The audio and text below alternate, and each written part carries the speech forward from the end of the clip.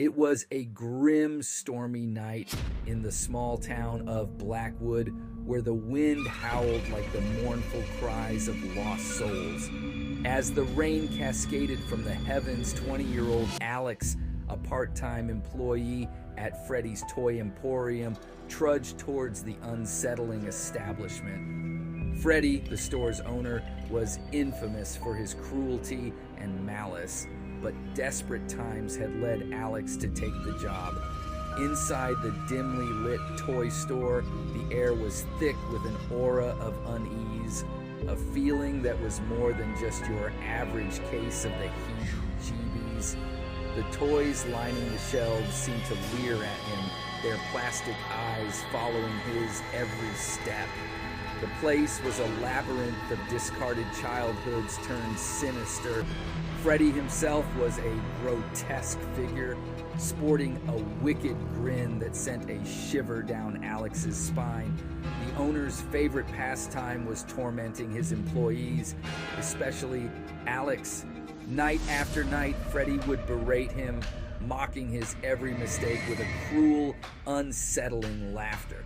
One night, as the storm raged outside, a ghastly occurrence unfolded.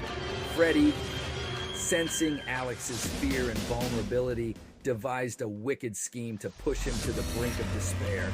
It was a diabolical plan involving the cursed toys that lined the store's walls.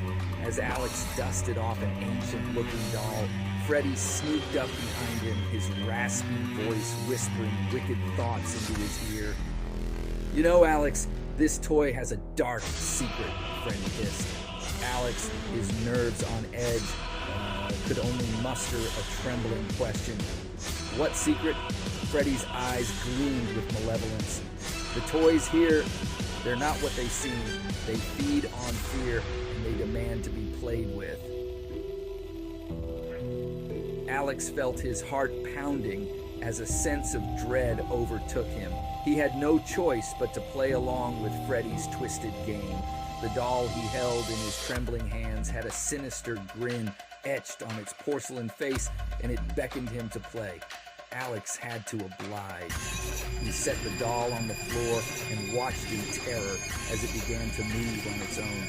Its porcelain limbs jerked and twisted unnaturally, its glassy eyes never leaving Alex. A chilling voice emanated from the doll.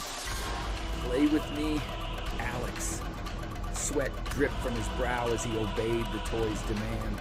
The room grew colder, and Alex's trembling fingers attempted to manipulate the doll's joints.